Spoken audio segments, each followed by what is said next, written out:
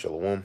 First and foremost, I want to give all praises, honor, and glory to Yahweh, Bahasham, Yahweh Shai, Bahasham, Baqar, Kudash. Double honors to the elders and the apostles of Great Millstone, and peace and blessings to the elect. And today I wanted to do this lesson, all right, dealing with the crowns. Okay, as you can see, I titled it "Get Your Crown" with 3 exclamation marks. Okay, and through the Spirit, I have a couple of precepts here that I want to go through. All right, to edify, and exhort brothers, and sisters out there, but mainly the body, all right, of Yahweh Ba'Shem Yahweh Shai. All right, as to the crown, okay, which is, one of the biggest ceremonies that you're not gonna want to miss, right? You're not gonna want to miss it because you're dead.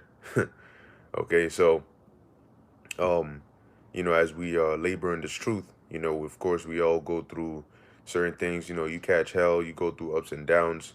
There's various different factors that make it harder, okay, in order to stay in this truth. Stay diligent, stay on fire. Stay this, that, and the third. But you also have factors that make it possible for you to do those things, okay? And those factors are the gifts that Yahweh Ba'Shem Yahushua has blessed us with. The gift of faith, all right, the spirit, and other brothers, because you may be looking for a topic, or you may just be feeling a type of way, and then you may see a certain video or see or watch a certain stream, and as you're listening to it, the fire and the spirit is so contagious that it ends up sparking up your spirit or sparking up your thought and giving you a idea to do a lesson, okay, so that you can stay on fire and you can keep pushing the word out. But at the end of the day, it's all so we can get that reward, so we can get our crowns, so we can get delivered out of here. Okay, we're all fighting for the same penny, okay, but it comes down to whether you're of the elect or not, but mentally, whether you want it as bad as the next man. How bad do you want it?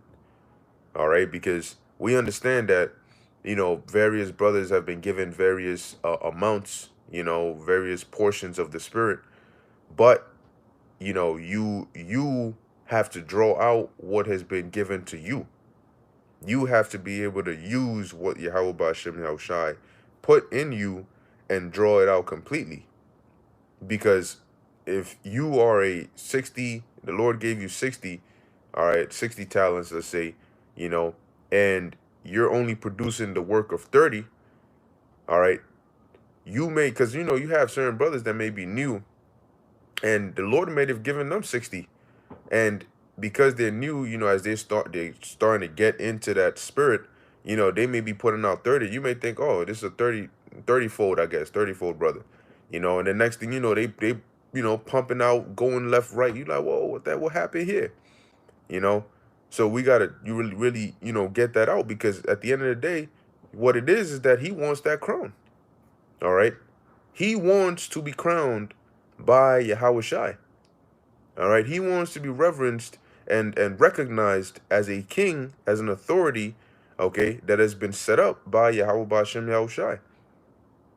Okay, and so what is he gonna do? He is gonna fight, knowing the way to reach that, knowing the way to get his crown. What do you think he's going to do? What do you think an intelligent man will do? He would go get that crown. Now, you have people in this world that look at us like we're crazy, and they look at us like we're bums, and, oh, you guys, what the hell are these guys about? It's some cult, this, that, and the third. No, we're really the smartest people on the earth, because we have found a way to eternal life. We found a key. We have the key, and now we found a door that's going to lead us to eternal life, paradise, salvation. So what do you think we're doing? We all making the journey to that door, so each of us can put our key into the door and unlock it. All right, so I'm going to start off here in the book of 1 Corinthians chapter 9, verse 18. And like I said, we have everything here that is needed, the ingredients to help us reach that goal. Okay, so this is 1 Corinthians chapter 9, verse 18. It says, what is my reward then?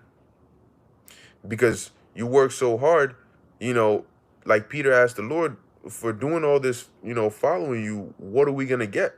What are we going to get for forsaking our, certain things, forsaking our worldly passions, and throwing, basically being dead to the world, all right, that we may follow you.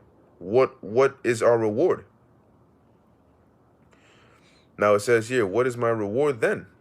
Verily, that when I preach the gospel, I may make the gospel of Hamashiach without charge, that I abuse not my power in the gospel. But instead, you have certain people that decide to make it with charge. Okay? Not in the sense of just authority, and being a tyrant because you have rank or you have, position, all right? But also being like, you have the word in charge, but you also have people that are taking this truth to the point where they're selling it, or they're trying to use it as a launching platform, for merchandise, or for to be known. That's like if the Lord gave you the key and you went and sold the key to somebody. What do you think? That person is going to use the key to open that door, and they're going to get far more riches than however much they paid you for that key. Okay?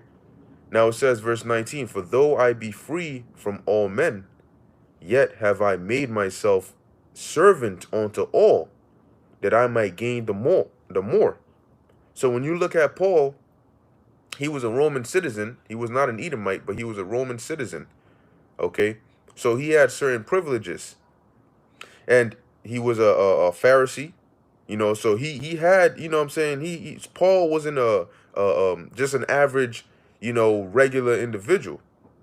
Okay? Now, as it says here, for though I be free from all men, because he wasn't a bondman, yet have I made myself servant unto all. And how did he make himself servant unto all? We're servants unto all. Okay? Because when it comes to doing the work of the Lord, we serve the sheep. All right? We do the work, and then we feed the sheep. We serve them. So if somebody came and asked a question, it's a sincere question, we're gonna stop, we're gonna go into it, we're gonna look into it, and we're gonna, give them the answer. It's almost as though we're a servant. Because when a master requires something of his servant, or asks something of his servant, that becomes the servant's priority now. Okay? Now, I'm not saying that, okay, so I'm going to jump on your comment board and then just throw random questions at you. You're going to have to stop whatever you're doing to deal with that. That's not what I'm saying. All right? But the work we put in so that the sheep can get fed makes us servant unto all. Why? That I might gain the more. Okay? Where we minister unto you. And there's a scripture that says the Lord gave us these, different offices and different portions of the Spirit, some apostles, some teachers, to the perfecting of the saints. So that is what we are to do. We are to perfect the saints. And in perfecting the saints, we get perfected. Verse 20 says, and unto the Jews became I as a Jew, that I might gain the Jews. To them that are under the law, as under the law, that I might gain them that are under the law. To them that are without the law, or without law, as without law, being not without law to the Most High, but under the law to Hamashiach, that I might gain them that are without the law. So now you're looking at Paul, you're looking at all the things he's doing, okay? All the things he's doing so he can gain that crown. Paul went and he's like, I was beaten, I was stoned, I was starving, I was naked, I was cold, I went through all these different things. All right, some of my own countrymen, all right, all so what? So that I could get this crown. Paul wasn't just doing it for fun. Oh yeah, it feels good to get beaten and stoned to death. That's not a good feeling. Okay? What is a good feeling is knowing that you are doing this, and the only reason this is happening to you is because you are being a servant of Yahweh Ba'ashem Yahushai. The goodness about it is that you can rejoice knowing that you're suffering for the name of Yahweh Ba'ashem Yahushai. And what does that mean? That means you're going to get a reward for it. All right? So Paul knew by the time that he was going to be put to death that he said, look, my crown is laid up. All the things I just did, all the work that I did, you're not going to tell me that I don't have a crown. Yahushua taught me, and I went above and beyond to the best of my ability to make sure that I did it right, regardless of the controversy, regardless of what else came in the way. He was a eunuch. All right, he didn't even deal with women because he was all about the work. All right, just as Yahushua first and foremost was all about the work. Okay, so it says to them, Salakia, verse 22, to the weak became I as weak, that I might gain the weak. I am made all things to all men, that I might by all means save some. Okay, now keep in mind when you first come into the truth, as you're growing and you're learning, you're progressing. Now there's basics and common things that you gain the first 3 months, 6 months being in the truth. All right, that even if you're not studious, brother, over time you'll gain these things. But then you have those that are like, look, if this is the average pace, it may be for you, but it's not for me. And I'm not talking about people that come in and just want to rush through things and just jump one platform, jump here without building a foundation, because what's going to happen? You're going to get to a point where your foundation is weak. And though you may be this high, you may have jumped up high and know all these different things, you don't actually believe it because you were just learning it just to know. But you weren't learning it to understand, because believing comes through understanding. When you understand something, you can see why it makes sense to believe in it. So if you skip the foundational steps and you just jump straight to the top, now there's cases where the Most High will put you there. He'll just make you of such quick understanding, that you'll just, and there's certain spirits that are experienced. All right, you may have old spirits and they come back and then they just, because it's your lot. All right. But nonetheless, you got to have the attitude of, look, man, whatever it is I got to do. Paul was traveling, you know, uh, uh, um, country to country, pretty much, location to location. All right, constantly just doing the work, constantly abounding in the work. And that's why he was able to do so much, because though outwardly he wasn't all, you know, intimidating, inwardly he had that spirit. Okay, and that drive will take you. If the Lord sees that, man, remember, the Lord, Yahweh Ba'Shem Yahushai, is not looking at the outward vessel. He's not looking at the outward appearance. He's looking at what's within. And if he sees that fire within, he's going to take you. He's going to elevate you. He's going to, because what do? You don't put the bright light on the bottom and then the dim light on top. You put the dim light on the bottom and the bright light on top, because the bright light, the higher it is, the more it shines. So if you have, like how should I say, you're not going to put your light, a candlestick, under a bushel, because then it's not going to give light. Why do you think they place the light in the highest part of the room? Why don't they place light bulbs in the bottom corner somewhere? you know, it's not going to be able to shine as bright as if it was up there. So when the Lord sees your fire burning and your light shining, what do you think he's going to do to you? He's going to elevate you so that your light can shine brighter. All right? So it starts from within. And guess what? The Lord had put it in Paul and the rest of the apostles in their spirit, to where as they grew, their light shined brighter. And the brighter their light shined, the higher they went, so that they could shine and show more people and give the light further and further. All right? And ultimately, we know that light is who? Yahushai. Okay? So it says here, verse 23, and this I do for the gospel's sake, that I might be partaker thereof with you. Know ye not that they which run in a race run all, but one receiveth the prize? So run that ye may obtain. And every man that striveth for the mastery is temperate in all things. See, that's the mindset you got to have. You have to strive for the mastery. Remember, when you become a king, right, a man of the Lord, and you become a king, that's not just status. Oh, yo, I'm a king. Okay, all right, cool. No, a king is a job. You do things as a king. You got to know what to do. Okay? You have to be a master in it. If you're gonna be appointed by the Heavenly Father and His Son to do something, you have to be a master in that thing. Okay? So if you are appointed to be a prophet of Yahweh Ba'ashem Yahushai, you have to be a master in the scriptures. Okay? Because that is what's required of you. And you may not come in being or being on a master level, though you may have the potential to be, but that's why you study, so that you can get to that level. The Lord has put everything within you, but it's locked. And the more you grow and study, the more it unlocks. Okay? So it says, every man that striveth for the mastery is temperate in all things. Meaning what? Self-controlled, disciplined. Why is that? So that you don't overindulge in one thing, all right, and lose focus in another. Because we all understand that in this life we have things that we go through, and we have things to do. We have responsibilities and things to take care of. Some brothers might have women, some brothers might not. But you may not have a woman, but you might have something else. So we all have things in our life, okay, that draw us here and there. But you have to be temperate. You have to be able to balance it out.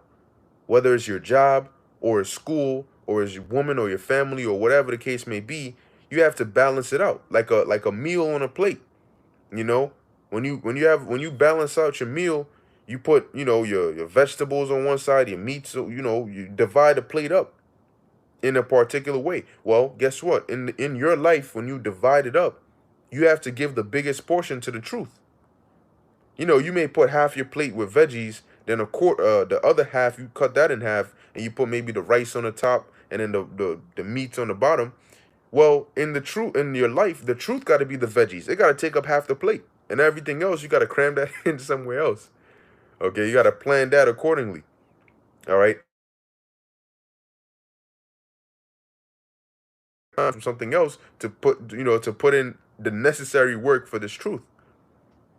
Because in everything, even in school, you have the 65 and past students, the 75 to 80 students, and then the 90s and hundreds, okay, that are always trying to go back and forth. One is, oh, what you got, 98? Then I got 97. Next time I'm gonna get 100, and they keep going, okay. And everybody has that potential to get there. But you remember, man, this is for a crown, man. All right. This is to be a king. You don't want to miss that opportunity. You know what I'm saying? I'm not trying to miss that. Okay, so as it says here, um, now they do it to obtain a corruptible crown, but we an incorruptible. So if you look at the amount of work that these people who are striving for the mastery in worldly things, whether it's musicians, or basketball players, or boxers, or athletes, or anybody in certain profession, artists, not just musically, but drawing and painting and all of these things. They constantly put in work. They're spending hours on top of hours, and when you look at different professions, it's those that are. It's almost as though they're obsessed with their profession. They're consumed in it. You know, and they desire that achievement. They desire hitting a level that others haven't reached. They want to keep growing. It's them that you see growing. All right, they're the ones you see as the all-stars. Okay, you don't just become an all-star just by doing nothing. But even them, you see how hard they go, and they do it to obtain a corruptible crown. So if we are trying to obtain an incorruptible crown, one that's going to be eternal, shouldn't we go that much harder? If they can put in that much work for their profession, and theirs is less than ours, then we got to put in even more work. But it starts with the mind, okay? And you know what I'm saying? You only be able to do it if you're passionate, if you want to do it. Let's put it like that. If you actually want to do it, that's when you'll be able to do it. If not, you're not going to be able to do it. Because you're going to be trying to push this truth for an alternative reason, and the truth can only be pushed truly from true passion and sincerity. So you're like, man, you know what I'm saying? I wanna do this because I see this brother doing this. You know what's gonna happen? The more you do it, the more frustrated you get. Cause you're like, damn, man, I keep chasing and chasing, but I'm not catching. You know, what the hell is it? Because it's within you. You want to do it. All right. When you get hungry, you don't get angry or disgusted or mad that you gotta eat. That's the only thing you're thinking about, right? Filling up your belly. I gotta get something in, man. Shit. You know, you're thinking about what you can make, what you can get, where you at. Whatever you're doing now, that's on your mind. So you gotta be hungry like that for this truth. Because just as hunger comes and goes, when you're hungry, guess what happens? You eat. And when you eat, you're full. But does that mean you'll never get hungry again? No, you're going to get hungry in a couple hours again. And then what are you going to do? You're going to eat. And then you're going to be full. So in this truth, when the spirit jumps on you, you do the work, you do the work, and then for that period, all right, maybe you do a video or a stream where you go out and teach and you satisfy that. And then eventually it's going to jump right back on you again, just like hunger. So this isn't a one-time thing. You do it, it's going to come right back. It's a part of you. It's going to keep coming back. The hunger of the spirit is going to keep coming back. Okay? It's never quenched. It's never enough. Because you now in one sitting, you can eat so much. You can be like, I'm never going to eat again. My stomach is, no, I hate food. I guarantee you the next day you're going to eat. You know, you're going to eat because it's essential. And that's how this truth has to be. Okay? You may do 10-hour stream. Guess what? Tomorrow you're going to need to do something because the hunger is going to come right back. All right? Shalom, shalom. You know, to all you tuning in. This is Chacham Ban Yamyan, Philippians 4:1. Therefore my brethren, dearly beloved and longed for, my joy and crown, so stand fast in the Lord, my dearly beloved. Okay, stand fast in the Lord. So you now fast meaning not like speed fast, but meaning firm. Okay, stand firmly in the Lord. And how do you do that? By staying diligent. Okay, GMS give and go, because there's a reward. Let's not forget that there's a reward. It ain't for free. You know what I'm saying? We're not doing this for free. Okay, this is GMS give and go. Shalom. This is 2 Timothy 2 and 4. Oh, Slakia, 2 Timothy 4 and 8. It says, henceforth there is laid, there we go. Henceforth there is laid up for me a crown of righteousness, which the Lord, the righteous judge, shall give me at that day, and not to me only, but unto all them also that love his appearing. Now, think about it. Why would you love the appearing of the Lord? Because if you've been doing the work of the Lord, you're waiting. For example, you get paid on Fridays. Guess what? You're going to love the appearing of a Friday. When Thursday night comes, you're going to be happy because you're like, yeah, tomorrow's Friday. Why? Because you know that you're going to get something good. Especially if you worked overtime. You work overtime during that week, you get the time and a half and all this extra pay. You're excited for payday. You're looking forward. You're happy at the appearing of payday because what? You know that something good is coming to you. So when you do this work and you do it right, you're anxious, you're excited to see how I come back, because in your mind you're like, look, like Paul said, there's a crown laid up for me. So I'm excited because I want to get my crown. I don't want we don't want Yahushua to take longer. We want him to come as soon as possible. But why is that? Because we have the mindset of, hey, we're going to keep doing what we got to do. But according to you, if we keep doing that, you got a reward for us. So that's what we want. We want our reward. And the sooner you get here, the sooner we can get our reward. All right.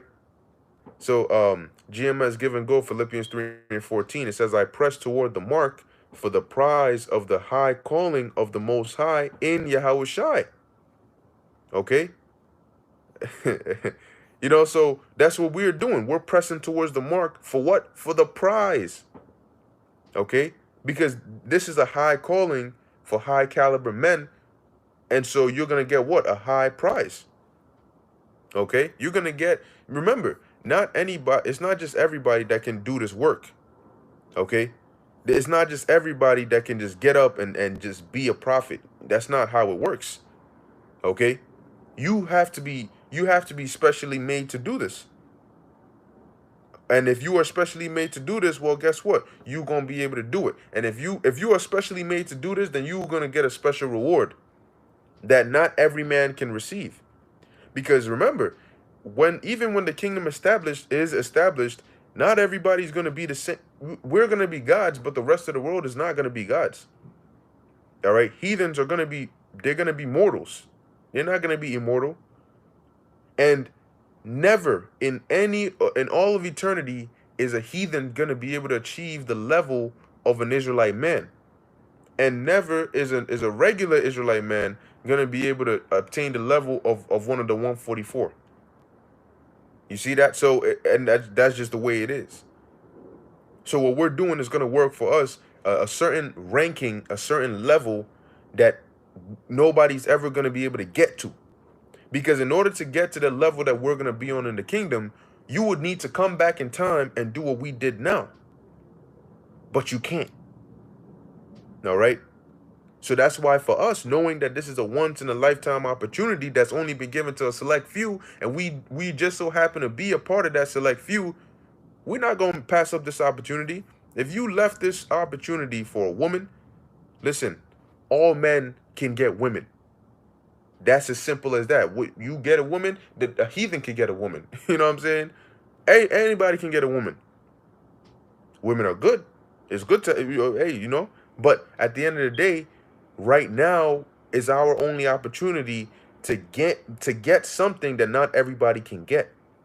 Right now is our only door, our only chance to obtain a level that nobody else can obtain. It's now. It's in this time.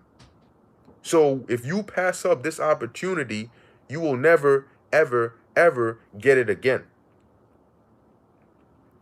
So going back to the book of 1 Corinthians chapter 9, verse 26, it says, I therefore so run, not as uncertainly. Paul, you're not in this truth just to be here. And deep down inside, you don't know why you wake up every Saturday and go out and teach. Deep down inside, you don't know why you decide to do videos. Just because wow, brothers are doing it, so I'm going to do it. No, no, no, no, no, no, no. He said, I therefore so run, not as uncertainly. I know exactly what I'm in here for. I know exactly what I'm a part of. And I know exactly how much I'm willing to give for this. Right? So fight I, not as one that beateth the air. I'm not throwing punches to miss. I'm not trying to waste energy. If I throw a punch, I'm making sure it's accurate and I'm making sure I'm hitting my target. Okay? So that means what? He's serious about this. He's like, I know what this is, and I know that I'm in it, and I know that I'm feeling to go all the way with it. That's right. That's right. Yep. The brother Ayash, GMS Give and Go, as an Israelite man, we should be obsessed with rulership. Yes, we should. Because this is our only way to rulership. So, as an Israelite man, knowing that this is where we belong, and this is your only way back, would you not give it your all? If this is literally our only way back home, and we finally found it, would it not make sense for us to give it our all? Every second, keep trying to, keep pushing, keep fighting, keep digging at this tunnel until we break through, until we get a breakthrough. Okay? Verse 27, it says, but I keep under my body and bring it into subjection, lest that by any means, when I have preached to others, I myself should be a castaway. So after all the work that Paul's put in, he doesn't want to end up as a castaway. Because hey, look, it was a lot of work for him to do, but it also was put him on a high level. Now, if you lose focus and you start getting deterred because of the level that, look, man, the more you do the work, you will be known. All right, you'll be known, because anybody that is diligent in their field is known. Okay, that's why these famous people are known, because they're diligent in their field, in their profession. So if you're diligent, you'll be known. But if you let that get to your head and I'm known, so now I can stop here, then you're not going to continue to grow. And you know one thing about this truth is, people don't stay still for you. The truth does not stay still for you. If you stop, there's no such thing as pausing in the truth. All right, I'm gonna put it as clearly as I can. There's no such thing as pausing in the truth, because the second you pause, you start to go backwards. And you might not literally be going backwards, but everybody else is going forward. And so in essence, you're going backwards. The second you start, if you're ahead of the curve, or you're ahead of people, guess what? The second you stop running, you start falling back. They start catching up, and they start passing you, because there's no, the truth does not wait for anybody. All right. Brothers are not waiting for people. Everybody's fighting. Everybody's getting up. Everybody's chasing their salvation. Everybody's running, running, running. You know what I'm saying? If you fall, we're going to tell you, get up. But we're not stopping. All right.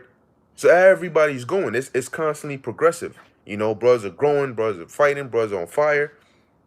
Because in everybody's mind, you know, though we may think of certain things differently, there's one thing that we have that's the same. And what is that? That's that salvation. Okay. We're not running uncertainly. We know where the finish line is. And we know that these legs got to move. You know, so even when you're tired, you tell your legs, move. Okay? Even when you're tired, man, I just do it tomorrow. Well, what's stopping you from doing it today? Okay? Man, maybe I do like maybe 10 minutes. All right, well, hey, you do it. Do something. You know? Because if you, look, man, if you tell yourself, if the spirit jumps on you and tells you, yo, you know what? Here's a lesson. Here's some precepts. You should do this video. But in your flesh is, damn, you know, some things start coming up. If you find yourself in that moment doing something else, you got to sit back and think on that and say, wait, hold on. You were tired. You were feeling lazy. You felt, oh, you know what, whatever. You know, you might say, all right, well, it's late. I'm gonna go sleep, and I'll do this video tomorrow. And you find yourself for the next 30 minutes awake on your phone while you're laying on your bed. Now you can ask yourself, hold on 1 second. If it's late and I was so tired, how come I was able to spend 30 minutes on my phone? That 30 minutes I could have been doing, I could have did a quick video. All right. If I was so tired, the second I fell on my, I should have knocked out. I should have been so tired that I fell asleep against my will. You know. Now from here, let's go to the book of 1 Peter chapter 1, verse 2. And it says here, elect according to the foreknowledge of the Most High, the Father, through sanctification of the Spirit, unto obedience and sprinkling of the blood of Yahushua HaMashiach, grace unto you and peace be multiplied. Blessed be the power and Father of our Lord Yahushua HaMashiach, which according to his abundant mercy hath begotten us again, all right, unto a lively hope by the resurrection of Yahushua from the dead. So we are made a new man. We've been given a second chance. All right. Even in this life, this is, if you think about it, this is our second life. Our first life, which was being in the world prior to coming into this truth, that's gone. All right. We missed in that life, in that mindset, we would have been headed straight for destruction. All right. But the Lord has begotten us again. Okay. Onto a lively hope. We have a hope that keeps us waking up and keeps us driving, you know, every day. It says, to an inheritance incorruptible and undefiled, that fadeth not away, what? Reserved in heaven for you. So we have an inheritance that is kept somewhere that cannot be corrupted, and is reserved for you. The Lord has, there's people that would kill for what the Lord has reserved for us. Meaning he says, no, you can't have it. Only such and such can have that. That's for them. And here it is, you out here doing some fuck shit. You know what I'm saying? The Most High is reserving something for you, but you out here doing some fuck shit. No. You gotta, because you don't want it to be like the Most High is here. No. You know what? This for you know, this for my guy over here, so on and so forth. I got it precious and reserved, perfect. No harm is coming to it, and I'm sure they're gonna love it. And then he turns around and you doing some stupid shit. No, you want him to turn around and see why exactly he said that he's gonna reserve this just for you, because of that. You know, you want the Most High to feel like, yeah, that is why I bless him. That is why I protect him. That is why I gave him that position, or I gave him the spirit that I gave him. Because of that. You see that? You want the Most High to talk about you like he spoke about Job, and even better. You know? That right there. You may look, man, you may not be the deepest brother. You may not be the most powerful speaker. You may not be the most eloquent. But if you have the fire in you to constantly, whatever portion you've been given, you give it your all. You may be doing three videos a week, because that is the portion the Most High has given you. Guess what? Even if brothers don't look at you as diligent, the Most High sees you and he's like, look, I know that the reason, if I gave him 60 talents, he would be doing that. If I gave him 100, he would be doing that. But I gave him 30, and guess what? He's doing that. This is that individual right there, man. Yo, make sure no harm comes to him. All right? Make sure he's protected. Anything he needs, give it to him. You know why I say that? Because I know that he's not going to ask for something stupid. Because I know where his mind is at. I know what his goal is. I know he's going to pray for more faith. I know he's going to pray to be more diligent, because he's focused, he's locked, and he's set in on one thing. And that's what he's chasing. And hell yeah, I'm happy. So when he prays, guess what? That gets priority. You know why? Because he puts my work as priority. He doesn't let anything come in between my work and him completing that. So when he asks for something, yeah, I'll be quick to answer that prayer. Because when I ask for something, he's quick to get it done. And he doesn't just do it, however, he does it right. So don't worry, I'm going to bless you. So now on earth, you look at certain people like, damn, man, it's like, yo, he's doing this. Guess what? In his mind, he's like, look, I'm not doing enough. That's why I keep praying for more. I keep praying to keep doing more, because I'm not doing enough. And what does that mindset do? It keeps him hungry. It keeps him fighting. It keeps him clawing and clawing and doing whatever he has to do to get his salvation. So let's keep going. This is 1 Peter chapter 1, verse 5. It says, who are kept, let me read verse 4 again, to an inheritance incorruptible and undefiled, that fadeth not away, reserved in heaven for you, who are kept by the power of the Most High through faith unto salvation, ready to be revealed in the last time. Salvation is ready to be revealed.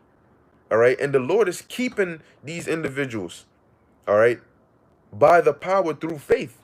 So long as you maintain your faith in the Lord, guess what? You're going to be that much closer to getting that salvation. Okay. Verse 6, wherein ye greatly rejoice, though now for a season, if need be, ye are in heaviness through manifold temptations. And we all go through that. We all have our moments where we go through things, but a man of understanding will only get affected so much, because you know what? I know what this is. I understand exactly what's happening. And you know what? I understand that's not going to stop me either. Verse 7, that the trial of your faith being much more precious than of gold that perisheth. Now, you look at that, man, and you say, look at what people would do for gold. Look at people would kill for gold. The things people would do for gold. But the trial of our faith is more precious than gold. So how important should you be taking the trial of your faith? All right. Everything that we're going through now is a part of the trial of our faith. All right. You have certain moments in your life that your faith gets tested, but the overall journey of the ministry is a trial of our faith. From day one to salvation, or until death. And if you die in the Lord, that's salvation in itself. That's a part of the trial, because it's all fair game. You can fall out when you first get in. You can fall out in the middle. You can fall out right before salvation. So it's all a trial. And the ultimate trial is coming with that digital all. All right. And then you're going to see, because, hey, then you have some people might be able to pump out 20,000 videos, but they might end up breaking. because their faith is weak. The scriptures say that if you faint in the day of adversity, that strength is small. All right. So hey man, look, you diligent, but you gotta have faith as well. You got to be diligent through faith, and if you're diligent through faith, you'll be able to make it in these times. Remember, if the Lord is pleased with your works, do you? Let me put it like this: if you were to, if you had maybe like a couple of sneakers, right? A couple of sneakers that you got, and you have your favorite, you have the ones that are perfect, but then you have those sneakers that every time you wear it for maybe an hour or two, your feet starts hurting. Like your pinky toe, it starts to hurt a lot and all that. And it comes time to maybe give away or sell one of those sneakers. Do you think you're gonna sell the sneaker that you love the most, your favorite pair, the one that is perfect, if it's comfortable, it looks good? I mean, you could wear it with any match of your clothes. You think that's gonna be the one you thinking in your head? Oh, you know what? Maybe I'll give this one away. No. All right. The one you're gonna give away is the one that hurts your toe, the one that I could do without it. That's the one you're gonna give away. So when the hour of temptation comes, the Lord is gonna keep those that are best for him. He's gonna keep those that are an asset to his business, those that he wants. The Lord is not gonna keep somebody that he doesn't want over somebody that he wants. Just like you're not gonna throw away your finest sneakers over sneakers that when you wear it makes your toes hurt. So the Lord is gonna keep that man who he has reserved. Does it make sense for the Lord to reserve a reward for you, but then to destroy you so you don't get to the reward? So why would he go through the work of reserving? The reserve means to keep it only for you. He's had it set so nothing and nobody can touch it but you. But yet he's gonna destroy you so you can't touch it. If that was the case, he would have reserved shit for you. What he would have reserved for you is destruction. All right. So it says here, verse 6, wherein ye greatly rejoice, though now for a season, if need. Oh, Salaki, I read that. Verse 7, that the trial of your faith being much more precious than of fine or than of gold that perisheth, though it be tried with fire.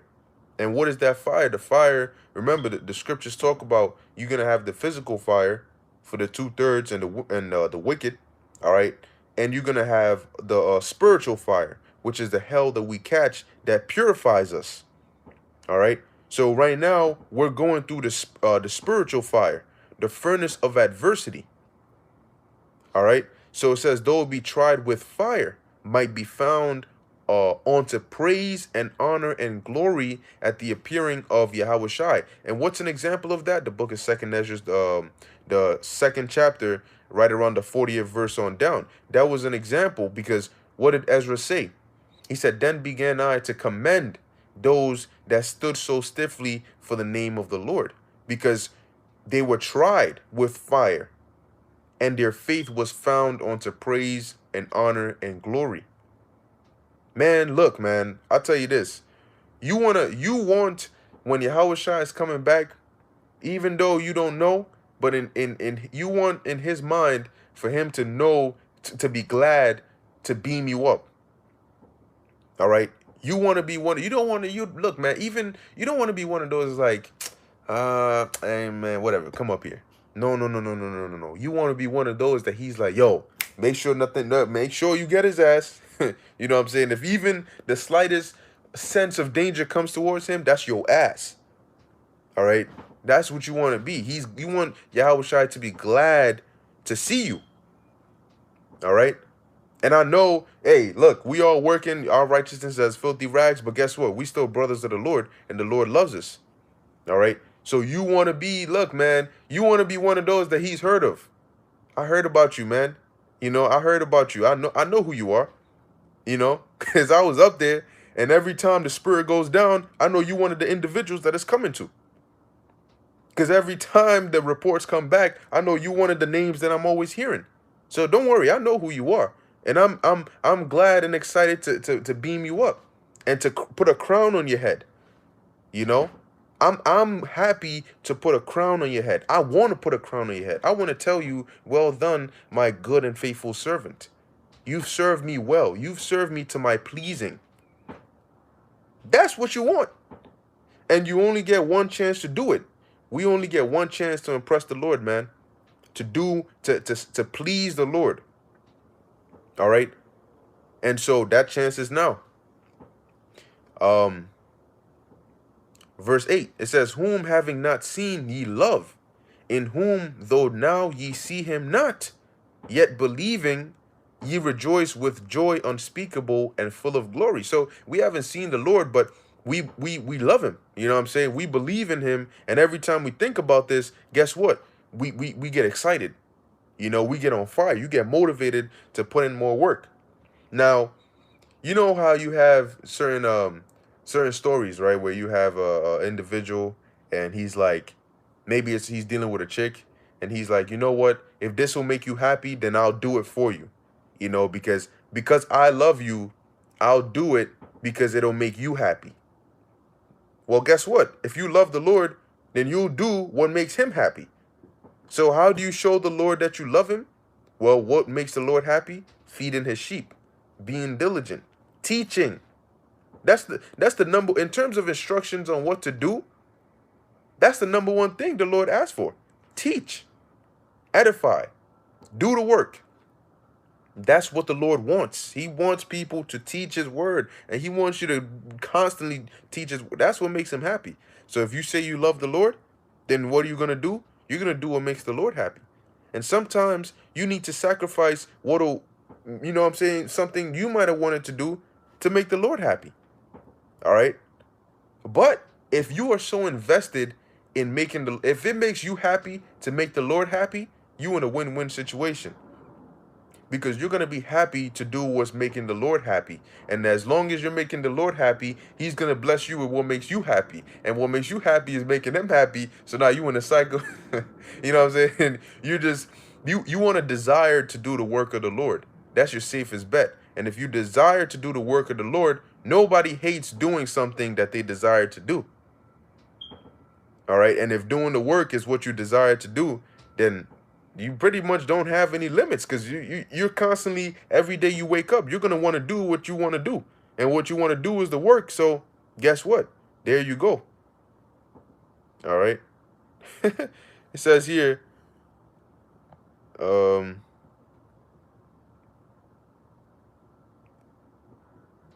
says fans at the Holyfield, and I didn't get to see the whole thing, but they were saying we want Trump and F Joe Biden. My goodness, this place is so through. All right, it's a beautiful thing to see, man. But anyway, you know, we're going to focus on our salvation. So it says here, verse 9, 1 Peter 1 and 9, receiving the end of your faith, even the salvation of your souls, of which salvation the prophets have inquired and searched diligently, who prophesied of the grace that should come unto you. And guess what? The grace is here with us now. Because we are those prophets that inquire diligently. And we're back again now.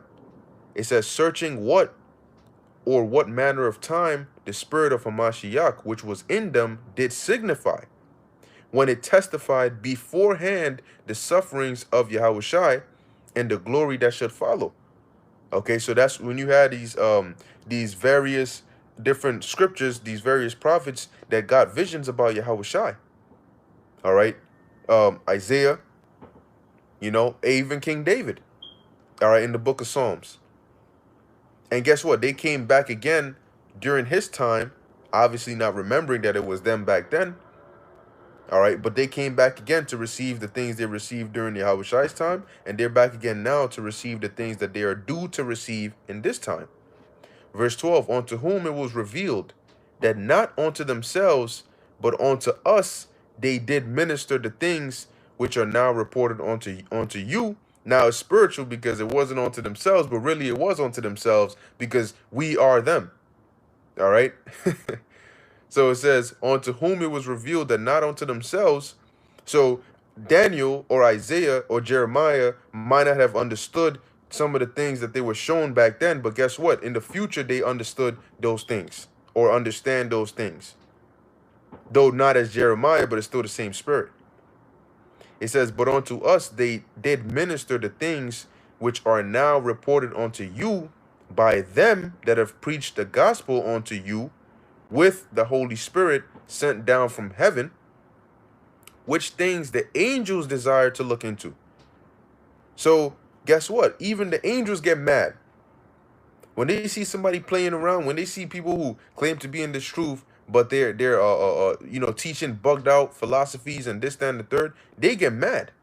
Angels get pissed off because they're like, look at this guy. You don't even understand the magnitude of what you know or what you've been given, and look at the stupid shit you're doing. Worried about vanity. Verse 13. Now we may have somewhat of an understanding of what this is about, but we don't have the full, like, we don't truly know what the fullness of this is. So when we do, we're going to be in such astonishment that if had we known these things back then. But there's a reason the Lord has it to where we don't there's certain things we don't know. We know enough to gain salvation, but past that, the Lord has had it to where we don't know. But we will find out. Verse 13, it says, wherefore gird up the loins of your mind. All right, now when you girt your loins, all right, that's like buckling up. Okay, getting ready, being on point, so you can be mobile, so you can be ready without any hindrances. So when you gird up the loins of your mind, that means that you're making things fast up here. All right, you're fastening up your thoughts, you're putting away mortal thoughts. All right. It says, be sober and hope to the end for the grace that is to be brought unto you at the revelation of Yahushai. See, it's all about that day. It's all about that day when Yahushai comes back. Where are you going to fall? Are you going to fall on the side of destruction? Because everybody's going to want to make it. Some are going to be crying to the Lord with guilt in their hearts. Crying and hoping that the Lord has mercy on them, but they're like, man, do I really? You know what I'm saying? Like, verse 14, it says, as obedient children, not fashioning yourselves according to the former lusts of your ignorance. So as obedient children coming into this truth, the former lusts that were wicked because we didn't have a sense of direction, we committed those out of ignorance. All right, when lust does not mean just women, lusting after women, because lust is just having that strong desire. So you can lust after many different things. These are like your desires, all right? Things we lusted after, okay, out of ignorance. So, we didn't even know what we were doing was wrong, that we had wrong lusts. But now coming into this truth, we have renewed our minds and conformed to the spirit of Yahweh Ba'ashem Yahushai. So now we have righteous lusts. Okay. Verse 15, but as he which hath called you is holy, so be ye holy in all manner of conversation. Okay, now let's just, there you go. When you look up the word conversation in the Greek is anastrophe, which means manner of life. So, but as he which hath called you is holy, so we know Yahweh is holy, and we know Yahushai is holy. So, being that we are now coming into in the body of Yahweh Ba'ashem Yahushai, the body of Yahushai, so be ye holy. So we have to be holy, separate, sanctified in all manner of conversation. So in all manner of our life, we have to be holy. That means we have to do things that this world doesn't do, but don't do things that this world does. Verse 16, because it is written, be ye holy, for I am holy. Because you can't serve the Lord without being on the same mindset. Because what did Yahushua say in this prayer? That what? That they may be one, even as you and I are one. So just like the Lord and his Father are one, we are also one. But if they're holy and we're unholy, we can't be one. Verse 17, and if ye call on the Father, who without respect of persons judgeth according to every man's work, pass the time of your sojourning here in fear. You hear that? If you call upon Yahweh, he's not a respecter of persons, meaning he doesn't care who you are. He's going to judge you according to your work. If you're doing wicked works, you're going to be judged according to that. If you're doing righteous works, you're going to be judged according to that. But just as there's severity in punishments, there's levels in rewards. All right. But what did Peter say? Pass your time of sojourning here in fear. Now, what is your time of sojourning here? Being on the earth, your lifetime. So while you're here, you got to pass it in fear. In fear of what? In fear and trembling, in seeking out your salvation. All right, verse 18. For as much as ye know that ye were not redeemed with corruptible things, as silver and gold, from your vain conversation received by tradition from your fathers. All right.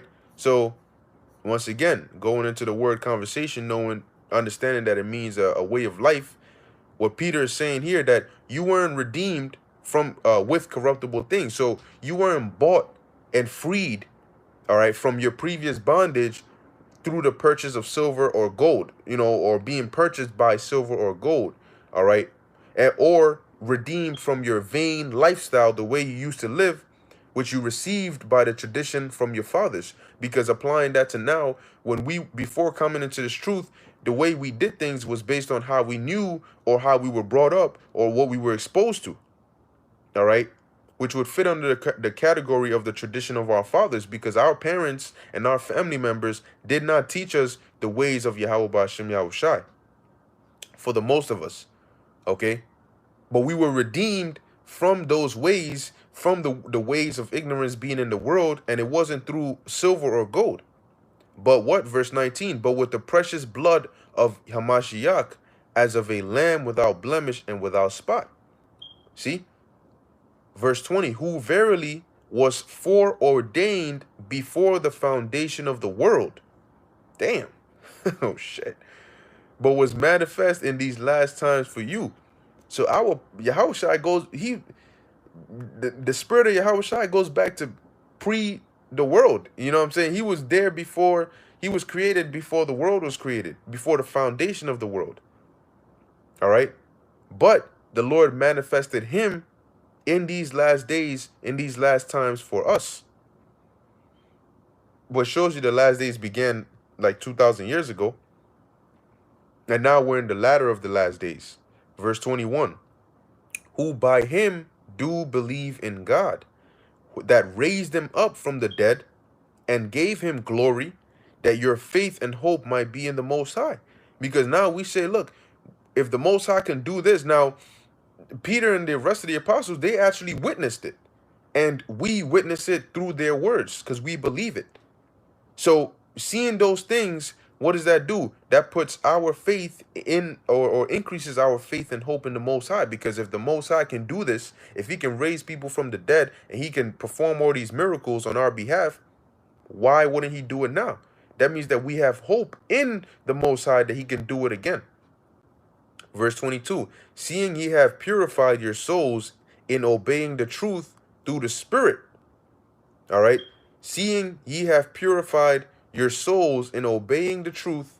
So when you obey this truth and you follow the ways of the Lord via what you're being taught by the men of the Lord, your soul gets purified by obeying the truth through the Spirit unto unfeigned love of the brethren.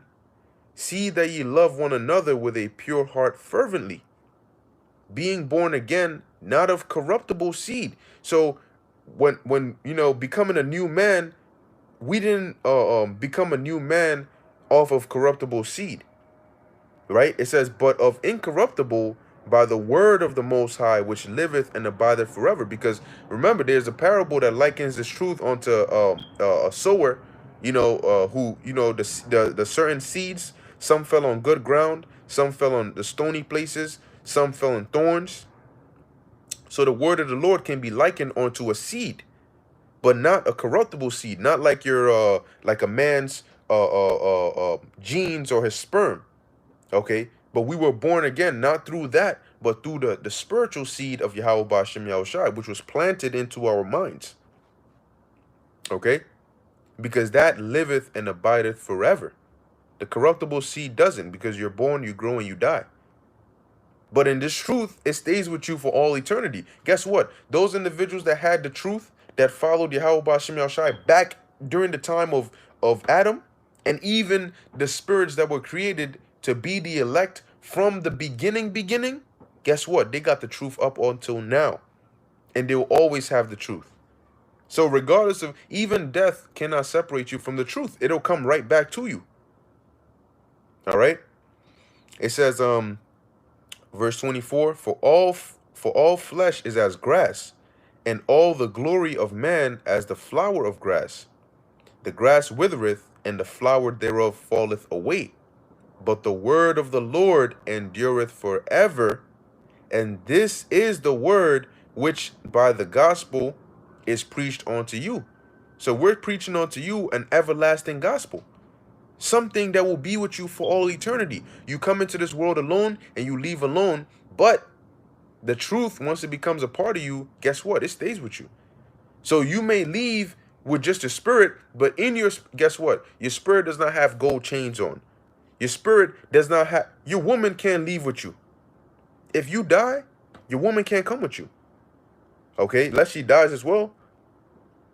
So there's nothing you can take from this world with you, from this world into the spirit world, except for this truth. That's the only thing. Think about it. That's the only thing that you keep is this truth. It's in your spirit, because even your name you forget when you come back again on the earth.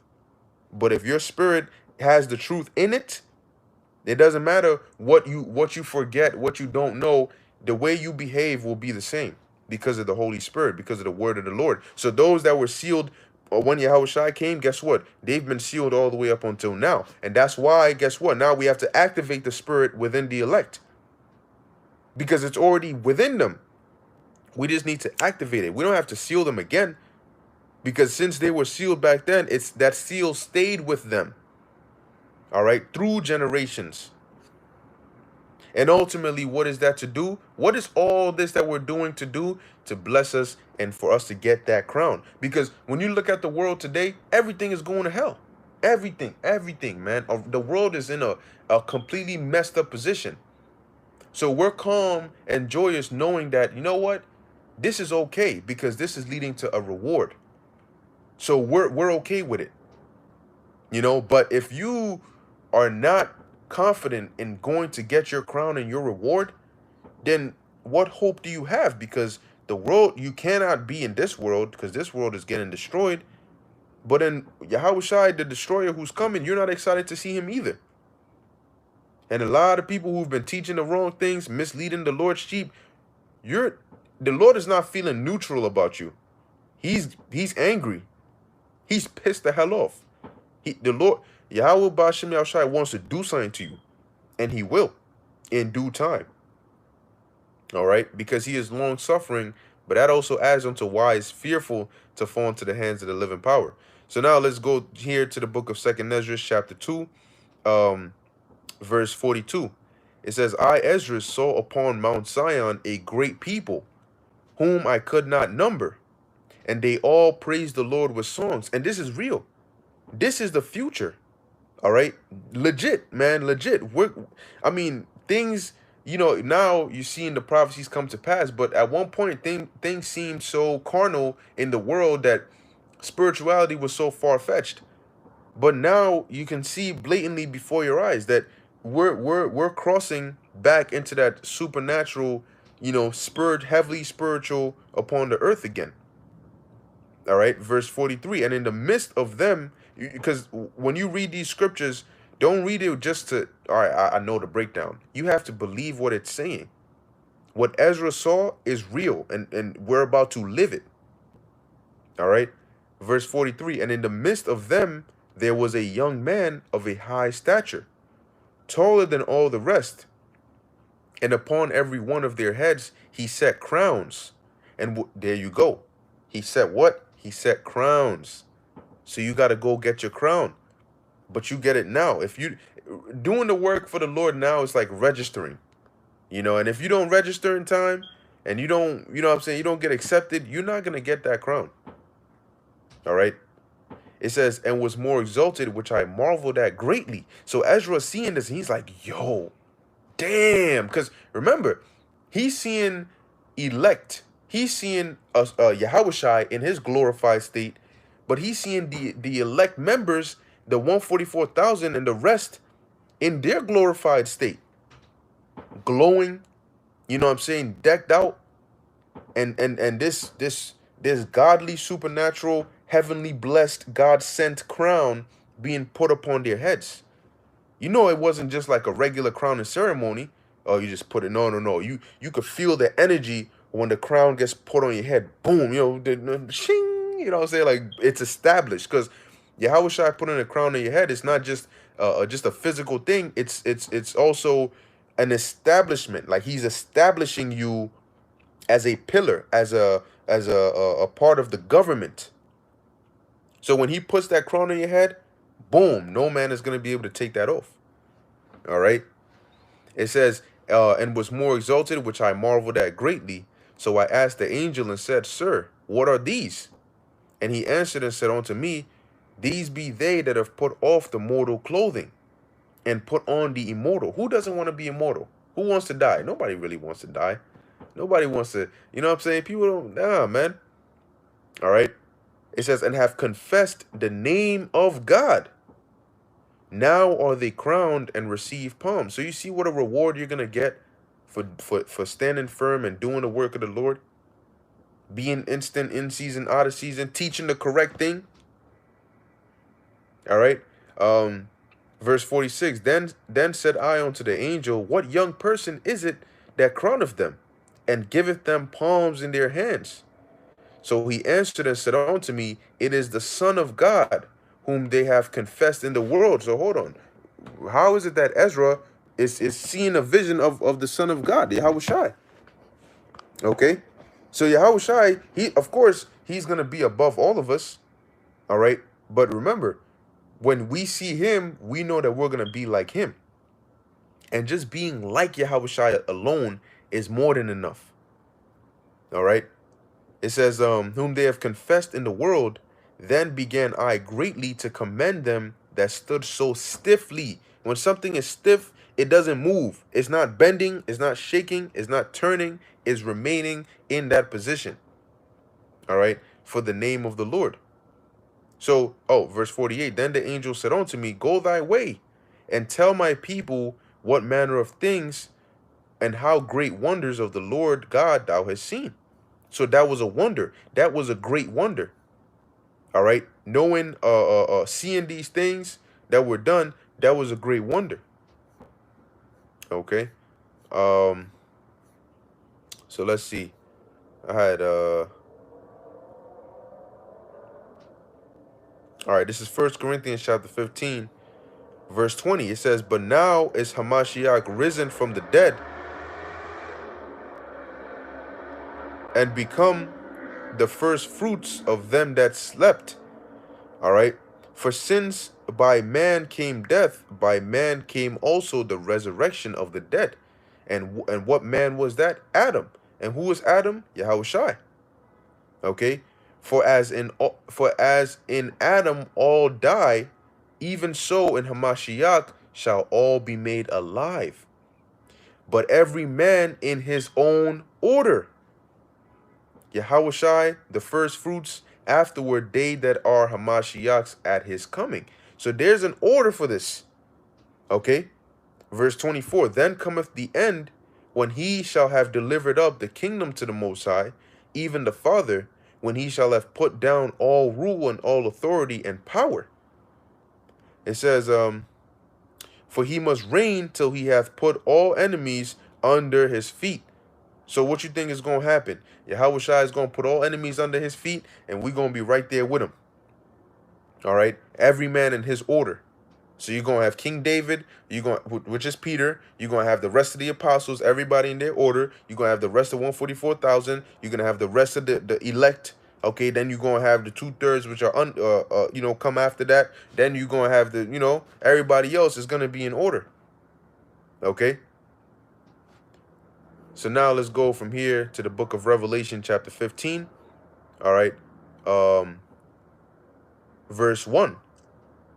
Oh, this is interesting. It says here, this is weird. Hold on. I don't know how this does that, but this is Revelation chapter 15, verse 1. It says, and I saw, because usually when you look for a precept, the blue letter doesn't really highlight it like it does here. I didn't know you could highlight multiple things at once, you know, but because it's the spirit, these are the specific 4 verses that I'm gonna read, or that I had planned to read anyway. But this is Revelation chapter 15, verse 1. It says, and I saw another sign in heaven, great and marvelous, 7 angels having the 7 last plagues, for in them is filled up the wrath of God. And believe me, you do not want to be, you don't want to be on in America, all right, when these plagues are going off. Okay, when that 7th trumpet sounds and that 7th angel pours out his vial, you do not want to be here for that. Verse 2, and I saw it, and I saw as it were a sea of glass mingled with fire, and that's the firmament. Okay, and them that had gotten the victory over the beast, and over his image, and over his mark, and over the number of his name, stand on the sea of glass, having the harps of God. And you know who those are? Those are the elect who believed that they could overcome the beast through Yahweh Hashem Yahushai. From this point, the people who truly believe now are those that are going to be in Revelation 15 and 2. Because, hold on one second. Revelation 15 and 2 is in the future. It's in the future of us. Okay? So it obviously has to be talking about us. Now, if in the future we got the victory over the beast, and we're seeing the beast now, basically start showing his teeth trying to get us, and it's looking like he's going to defeat us, we already know what the end looks like. I always give this example. If you see a clip from a movie and you already see the end of the movie, that the main character's alive and he wins, then it doesn't matter what you see in the middle of the movie. He could get thrown off a cliff. He could get thrown in hot acid. He could get his head chopped off. You saw him at the end of the movie standing there all fine and dandy. So no matter what happens to him in the movie, you know that in the end of the movie, something is going to happen where he's all wild, fine and dandy, and he wins. So that's the same thing. That's the same mindset we carry now. We know that at the end of the movie, we just read it, that you had them that had gone to victory. Somebody going to get the victory. So if somebody's going to get the victory and we got that mindset, guess what? That means that something is going to happen on our behalf that is going to give us that victory. Because right now it looks like they coming from all angles. They come in full force. What are we going to do? Fight the government? We can't do anything, but we can put our trust in the Lord. And that's going to be so great because we get the victory. So that means that whatever we do is going to be far greater than whatever they could come with. Verse 3, and they sing the song of Moses, the servant of God, and the song of the Lamb, saying, great and marvelous are thy works, Lord power almighty. Just and true are thy ways, thou King of saints. Because what has the Lord said that was a lie? When has the Lord ever lied? When has any of his prophecies ever not been fulfilled? The Lord has a track record of everything that he says coming to pass. All right, so just is where it starts. Just and true are thy ways, thou King of saints. Okay. Verse 4, who shall not fear thee, O Lord, and glorify thy name? For thou only art holy, for all nations shall come and worship before thee, for thy judgments are made manifest. All right, and that's what we're getting ready to see. We're getting ready to see the judgments of Yahweh Hashem Yahushai be made manifest. And a part of that judgments is the reward for his elect. The reward for those that have maintained their faith in the Lord. Those that have been diligent for the Lord. Those that have served the Lord with their whole heart. This is Hebrews chapter 6 and 10. And I'm going to end it off here. It says, for the Most High, for the Most High is not unrighteous to forget your work and labor of love. So it would be unrighteous for him to do that. All the sacrifices and everything we've done for the Lord, says he is not unrighteous to forget your work and labor of love. So everything you've done from not even just from this generation, from all the previous times, the Lord has not forgot that.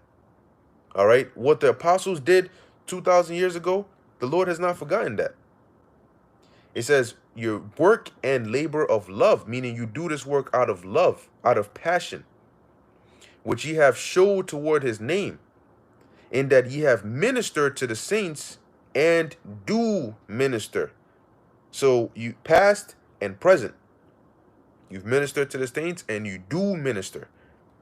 It says, and we desire that every one of you do show the same diligence to the full assurance of hope unto the end. So you want to be assured that you're going to make it, show or give all diligence to make your calling and election sure. Verse 12, that ye be not slothful, but followers of them who through faith and patience inherit the promises. Okay? So remember, the Most High is not going to forget your labor of love. So if you do overtime, you're going to get that overtime. You're going to get that overtime pay. All right? If the work you do pleases the Lord, you're going to get a reward that pleases you. All right? So keep that in mind, man. And don't let anybody take your crown. That crown is reserved for you, but how will you ever get it if you never reach it? You have to go and get your crown, man. I'll tell you this, man. I pray that the Lord keeps the spirit on us. All right, the sincere brothers, the elders, and all of us, that we make it onto the end. You know, and that he gives us that spirit to just constantly, you know, just desire the work of the Lord. But I don't have any plans of not getting that crown. You know, hey, I speak as a man, but to the best of my ability, I know what we have to do, so I'm gonna do what it takes. You know, because yo, there's no other way. I don't have thoughts of plan B's. There's no plan B. Plan A is plan A, and plan B is to make plan A work, and plan A is to get salvation. So we cannot leave any room to mess up, because if plan A doesn't work for you, man, there's no other plan that's gonna work. So while you have the opportunity now, put in that work. And as things get harder and they bring these mandates and they get more draconian, F them, man. To hell with them. Who cares about them? This old ass nigga Biden ain't gonna do shit, man. All right, he finna drop dead anyway. What the hell is he gonna do? He comes and he spews a couple of words and people are already afraid. What the hell are you afraid of?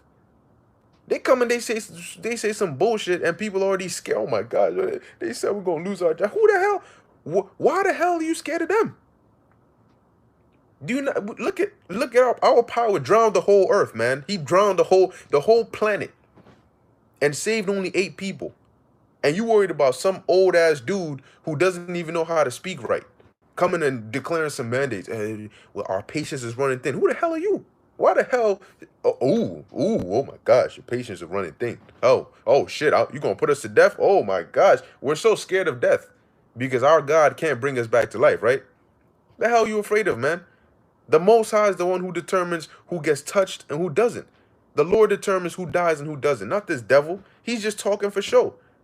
Now he can mandate whatever the hell he wants to mandate, but you can't touch the Lord's elect because the Lord says you ain't gonna touch him. So you know what I'm saying, yo, let them come with what they're gonna come with, man. But you're gonna be fine if you believe these words. If you believe the Lord is in control, you'll be perfectly fine. But if you're afraid of them because you're looking in the flesh and you're thinking in the flesh, that's when you're going to be messed up. All right? But these devils ain't have no power, man. Why do you think Yahushua reacted the way he did to Pilate? Why do you think he wasn't, you said you could set me free? Because these niggas are bugging. I didn't do anything. No. He was like, nigga, look, man, whatever's going to happen is going to happen because the Most High said it to happen. Whether I speak to you or whether I don't speak to you, it's not good. You can't do anything. Don't you understand that? The Most High said it that I have to die. And I have to die in this way. So it doesn't matter what the hell you think you can do. You can't do anything. And it's the same thing now. The Most High has it to where we gonna get salvation. So it doesn't matter what the hell you think you can do. You can't do anything. All of the world's government can come against us. Because the majority of them are gonna come against us. That's the beast. And even with the whole world against us, guess what? We still gonna get that victory, you know. So F these devils, man. We got this, all right. But hey, you know, stay on fire, man. Keep pushing, stay in the spirit. You know, as the Day of Atonement is coming up, and you know, this month, this 7th month, is looking like a heavy month, as well as the ones to come. All right. So pray to Yahweh Ba'Shem Yahushai for mercy and for faith and for a strong spirit to be able to make it in these days ahead. All right, so with that, Yahweh Ba'Hashem Yahushai Barakatam to you all. I want to give all praises, honor, and glory to Yahweh Ba'Hashem Yahushai Ba'Hashem Rachak Wadash. Until next time, Shalom.